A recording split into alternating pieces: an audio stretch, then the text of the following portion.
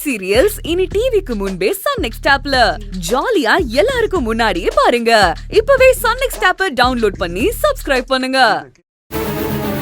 என்ன மணி, வீட்டு பெரிய மனுஷன் இன்னும் வாயே திறக்கலையே. நான் எதுக்கு வாயை திறக்கணும்? இதெல்லாம் எங்க போய் முடிய போதோ அதை நினைச்சாதான் எனக்கு பயமா இருக்கு. காய்ச்சல்களே, வெற்றி கொடி கட்டு மலைகளை முட்டும் வரை முட்டு லட்சியம் எட்டும் வரை எட்டு படு. சந்தோஷமா இருக்கு மாமா எனக்கு.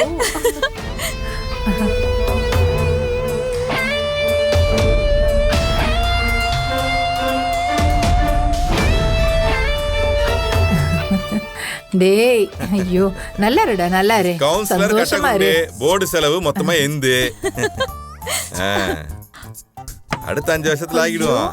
பாத்தியாடா, நீ முதல்ல கவுன்சிலர் ஆயிடு. என்னக்கா மாம்ஸ் இப்படி சொல்லிட்டு போறாரு? அவர் கிடக்குறார், விடுடா. நீ முக்கியமா பண்ண வேண்டியது ஒண்ணு இருக்கு. என்னக்கா? இந்த வீட்ல உன்னை எல்லாரும் தண்டச்சோறு உதவாக்கறன்னு சொல்லிட்டு இருந்தாங்கல்ல, அவ்வளவு ஏன் இந்த வீட்டுக்கு ஒண்டி பழைக்க வந்தவ கூட உன்னை மதிக்கல. ஆனா என் மருமக இந்த வீட்டுக்குள்ள காலடி எடுத்து வைக்கிறதுக்கு முன்னாடியே தான் நாத்தனார் புருஷன் பேரும் பெருமையும் பதவியுமா இருக்கணும்னு உனக்கு ஒரு நல்லது பண்ணிருக்காடா. முத வேலையா நீயும் மணியும் போய் என் தங்கத்தை பார்த்து மாலை போட்டு மரியாதை பண்ணி நன்றி சொல்லிட்டு வாங்க. சரியா? சூப்பர் ஐடியாமா. பாரு, எனக்கு இது தோணல. எவ்வளவு அறிவு! என்ன இருந்தாலும் அக்கான்னா அக்கா தான். நாங்க உடனே போய் கமிஷனரை பார்த்துட்டு வந்துடுறோம்க்கா. சரி சரி. அக்கா அக்கா மாலை வாங்குறதுக்கு ஒரு 150 ரூபா பணம் இருக்குமாக்கா? மாமா நீங்க சும்மா இருங்க மாமா. சரிம்மா, நாங்க போயிட்டு வந்துடுறோம். நாங்க போயிட்டு வரோம்க்கா. மாமணி வா. ஆனாமா மாமாக்கும் ஒரு வேலை அமைஞ்சிச்சுல. நீ அந்த ஆளு பாட்டுக்கு நீ ஏதாவது ஒண்ணு பண்ணிட்டு போயிட்டே இருப்பாப்ல.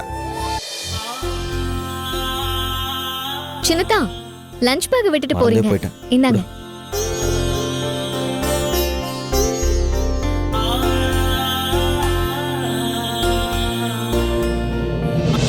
என்ன சின்னதா யோசிக்கிறீங்க? ஒன்றும் இல்லை புளிமுட்டை, ஆதாயம் இல்லாமல் ஆற்ற கட்டி இறக்க மாட்டாங்கன்னு சொல்லுவாங்கல்ல. இந்த ரம்யாவும் அந்த கேட்டகரி தான். ரம்யா ஆதாயம் இல்லாமல் எதுவும் பண்ண மாட்டா. அப்படிப்பட்டவ அவளே தானே முன்னாடி வந்து நின்று கட்டகுண்டு மாம்ஸுக்கு கவுன்சிலர் சீட் ஏற்பாடு பண்ணியிருக்கான்னா இதில் ஏதாவது உள்நோக்கம் இருக்கும்னு தோணுது. இதில் சந்தேகப்படுறதுக்கு என்ன இருக்குங்க சின்னதா? கண்டிப்பாக ரம்யாவுக்கு உள்நோக்கம் இருக்கும். இல்லாமல் எப்படி இருக்கும்? அப்படி என்ன உள்நோக்கமாக இருக்கும்? வேற என்ன சின்னதா, இப்போதைக்கு அத்தையும் பெரியத்தானும் மட்டும்தான் ரம்யாவுக்கு சப்போர்ட்டா இருக்காங்க. அது பத்தாதுல்ல, இந்த வீட்ல இருக்கிற அடுத்தடுத்த ஆளுங்களையும் அவ பிராக்கெட் போட்டு வலைக்குள்ள இழுக்கணும்ல. கட்டகுண்டு அண்ணனை கவுன்சிலர் ஆக்கிட்டா அண்ணனும் மணி அண்ணியும் அவ சைடு போயிடுவாங்க. அவளுக்கு வீட்டுக்குள்ள சப்போர்ட் அதிகமாயிடும். இதெல்லாம் யோசிச்சுதான் ரம்யா கச்சிதமா காய நகர்த்தி இப்படி ஒரு வேலையை பார்த்திருக்கா. கட்டகுண்டு அண்ணனும் மணி அண்ணியும் இப்பவே இவ்வளவு சந்தோஷப்படுறாங்க. நீங்களும் பார்த்துட்டு தானே இருக்கீங்க. ஆமா ஆமா, பார்த்தேன். ஆனா இதை இப்படியே விடக்கூடாது புளிமுட்டை. நாம உள்ள புந்து ஏதாவது பண்ணியே ஆகணும். வேணாங்க சின்னதா, ரம்யாவோட நோக்கம் தப்பா இருந்தாலும் அது மூலமா அண்ணனுக்கு நல்லது தானே நடக்குது. ரம்யாவால அண்ணனுக்கு ஒரு வாழ்க்கை கிடைக்குதுன்னா அதுக்காக நம்மளும் சேர்ந்து சந்தோஷப்பட வேண்டியது தானே.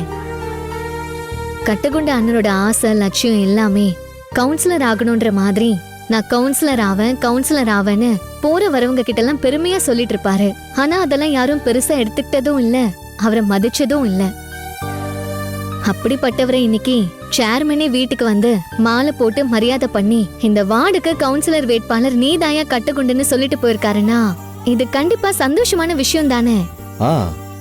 அது சந்தோஷமான விஷயம் தான். ஆனா அது நிரந்தரமான சந்தோஷமான எனக்கு தெரியலையே. நீங்க ஏன் அப்படி சந்தேகப்படுறீங்க? ரம்யா அப்படிலாம் யாருக்கும் நல்லது பண்ற ஆளே கிடையாது. அதுதான் எனக்கு சந்தேகமாவே இருக்கு.